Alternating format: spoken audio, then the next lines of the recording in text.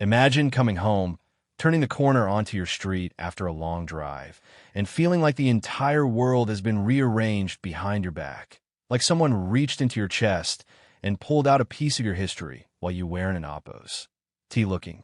That was me 3 years ago, standing in my driveway, staring at a space that used to hold 200 years of life, only to find nothing but a raw, bleeding stump and the smell of fresh sawdust. I knew right then that the neighborhood association had an Oppos.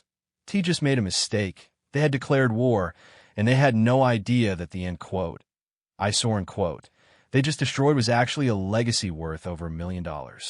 It started on a Tuesday, one of those crisp October mornings where the air smells like wood smoke and the leaves on my great oak, we call them Old Silas were just starting to turn that deep, burnt copper color. I was headed out to visit my sister in Oregon for a few weeks, packing the car and feeling that usual bit of travel anxiety. But as I looked up at Silas, I felt this strange, heavy sense of peace. My family has lived on this plot of land outside of Asheville, North Carolina, since before the town even had a paved road, and that tree had seen it all. My grandfather carved his initials into the bark in 1942 before shipping out to the Pacific, and my own daughter took her first steps clutching one of its massive, gnarled roots. It wasn't Oppos. Just landscaping. It was our anchor. But then there was Brenda Vance. Brenda was the president of our HOA, the kind of woman who wore her power like a cheap perfume, overbearing, suffocating, and impossible to ignore. For months, Brenda had been on a crusade for what she called, neighborhood fluidity, which was basically her way of saying she wanted every house to look like a carbon copy of a suburban catalog. She hated Old Silas. She said his roots were theoretical threat, to the sidewalk, and that his branches dropped too many acorns, which apparently offended her sensibilities. I'd shown her the certificates, the professional surveys proving the tree was healthy, and the legal status it held as a protected regional landmark, but Brenda just narrowed those hawk-like eyes and told me, nothing is permanent, Thomas, not even a weed with a history, I should have known when she didn't Oppos. Argue with me at the last meeting.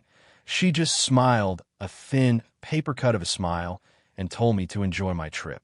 2 days into my vacation, I started getting these frantic texts from my neighbor, Gary, asking if I'd authorized the work, my stomach did a slow, sickening roll, and when I cooed in Oppos to get Brenda on the phone, I drove 16 hours straight, fueled by nothing but black coffee and a growing cold dread. When I finally pulled onto my street, the skyline was wrong. The massive, protective canopy that usually shaded half the block was gone, and the sunlight hitting my house felt harsh, exposing, and cruel. I stood over that stump, my boots sinking into the wood chips that used to be my family and Oppos. As history, and I didn't Oppos to even yell. I just felt this hollow, vibrating silence.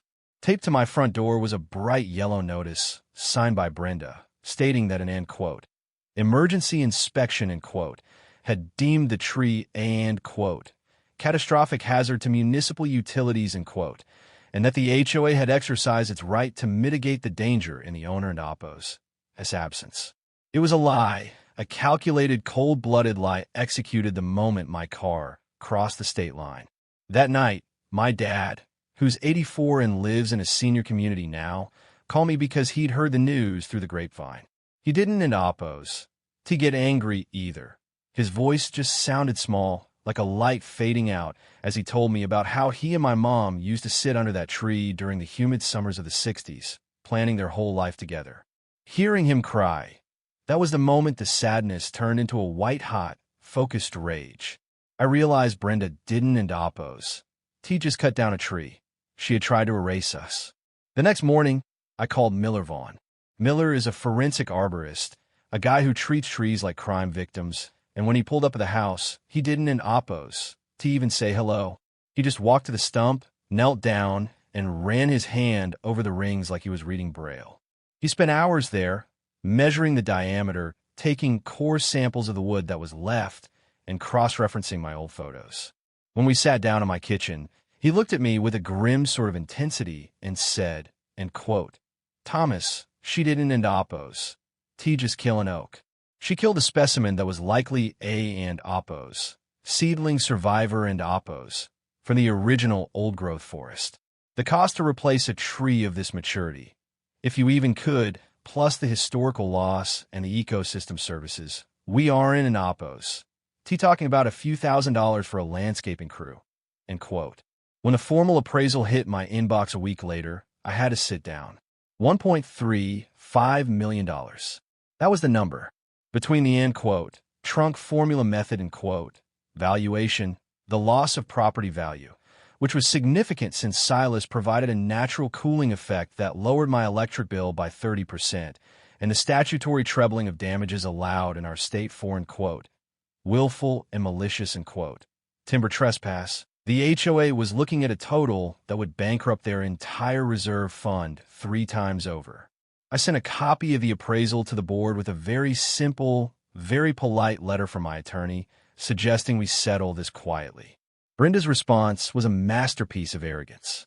She sent back a 1-paragraph email saying, end quote, we don an Oppos, T pay for firewood, end quote. And then she had the nerve, the absolute audacity, to attach an invoice for $4,500 for the, end quote, emergency removal service, end quote, they had provided me. She thought she was untouchable. She thought I was just some sentimental guy who would eventually grumble and move on. The discovery phase of the lawsuit was where the mask really started to slip. My lawyer, a shark named Sarah who specialized in property law, managed to get a subpoena for Brenda's private emails. It turned out Brenda wasn't into Oppos. T just worried about the, end quote, aesthetic fluidity, end quote. She had been planning to sell her own house, which sat directly behind mine, and the realtor had told her she could list it for an extra $50,000 if she had an, end quote, unobstructed view of the valley, end quote, a view that Silas had been, end quote, blocking, end quote, for 2 centuries. She had used the HOA's money to commission a hit job on my tree just to pad her own pockets. The day of the hearing, the community center was packed. Brenda sat at the front, looking like she was attending a garden party, whispering to her lawyers and smirking at me as if I were a child playing dress-up in a courtroom.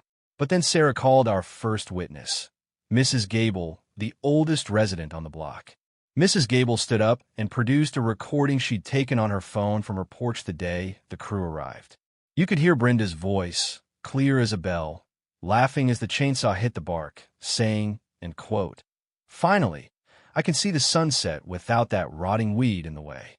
Make sure you ground the stump deep so he can end Oppos. T try to grow it back, end quote. The room went dead silent. The board members shifted in their seats, their faces turning that sickly shade of gray you only see when people realize they're tethered to a sinking ship. Then Miller Vaughn took the stand.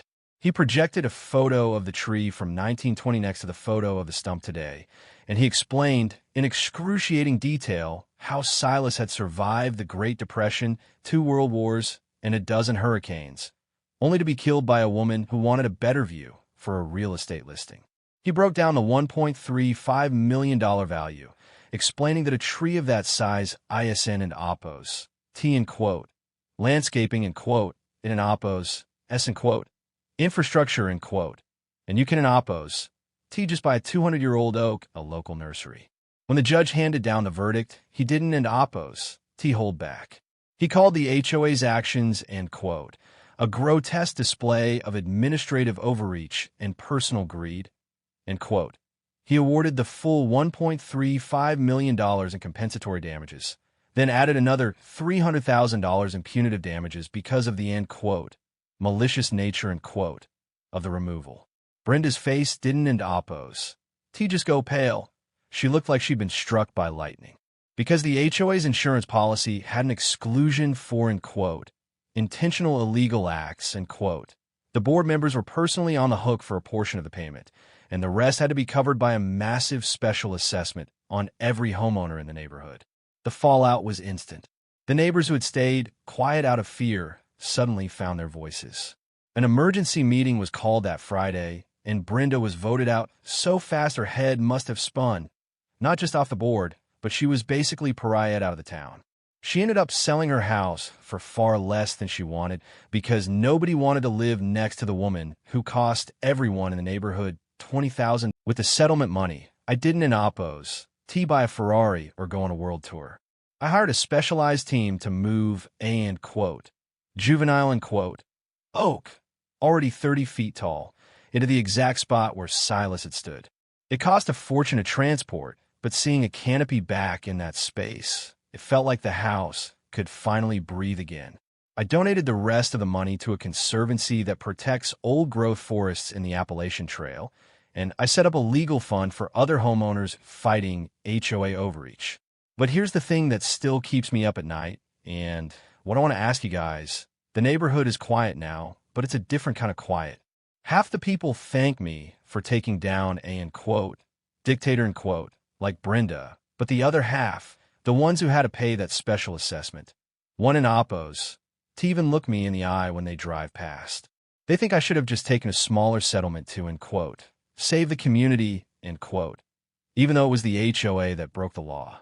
So, I have to ask, if someone destroyed a part of your soul for a profit, would you burn the whole system down to get justice, even if it meant your neighbors had to pay for the ashes?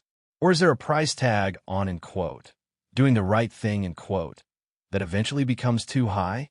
Drop a comment and let me know, because honestly, I'm still trying to figure out if I want a war or if I just lost a home. And if you've ever had to stand up to an HOA that thought they owned your dirt, tell me your story. I'm reading every single one.